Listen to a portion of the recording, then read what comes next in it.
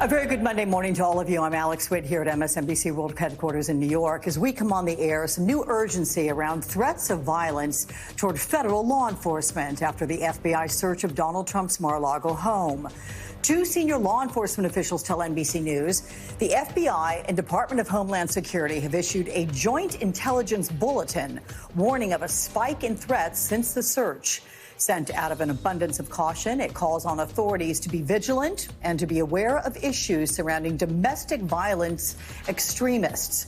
We have seen online forums explode with violent rhetoric since the search. And just last week, a man who was at the Capitol on January 6th was killed in a confrontation with police after firing a nail gun into the FBI Cincinnati field office. While on Saturday, armed protesters gathered near the FBI's office in Phoenix, Arizona.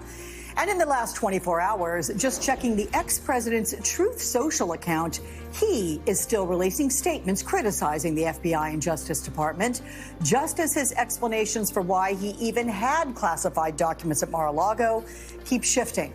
As the New York Times lays out, first, he said that he was working and cooperating with government agents, who he claimed had inappropriately entered his home.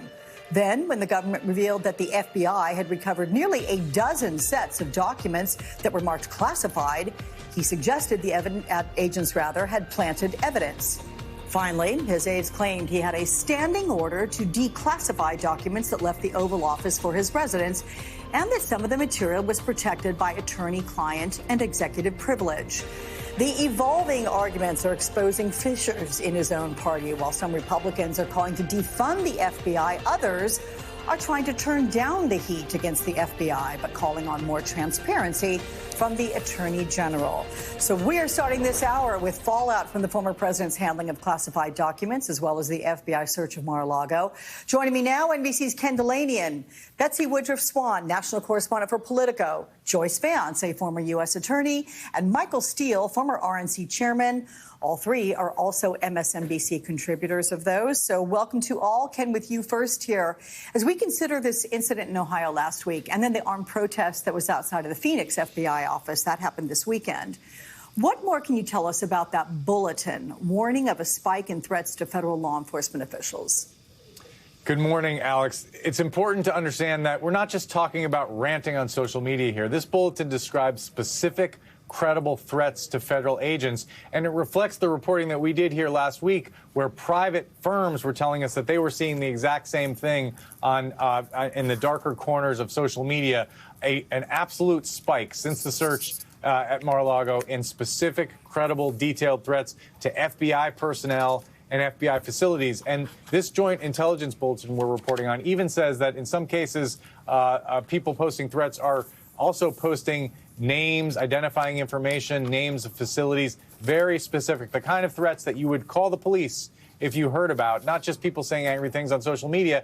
And as we saw with that Cincinnati attack, there was a very direct progression here in a matter of days between rhetoric by mainstream politicians who were comparing the FBI to the Gestapo, to threats on social media, to an attack at an FBI office, Alex. Yeah, it's pretty sobering, to say the least. Betsy, for your part, you've been reporting on how the former president's shifting explanations, we'll call it, for these documents. It's putting pressure on Republicans. They're trying to kind of twist themselves into pretzels to defend him. So explain how they're closing ranks, but also how this is exposing some fissures within the party. Part of what's really challenging for Republicans is that they don't have the full story yet. So it's a little bit difficult to enforce message discipline. What we've seen from Republicans who are the most out front on this, besides, of course, a cohort that's engaged in extremely incendiary rhetoric, are basically calls for more information. One line Republicans have used is saying, this was an unprecedented step and it needs an unprecedented justification. Until the affidavit that was filed in court, presumably by an FBI agent, laying out the evidence that the FBI had accrued to prove to a judge they had probable cause to execute this search warrant. Until that affidavit becomes public, there's going to be some mystery for the public in terms of why exactly this search warrant was carried out. That's standard practice for the way these types of investigations work. But politically, it puts Republicans, of course, in a bit of an uncomfortable position because they don't know exactly what they're trying to rebut.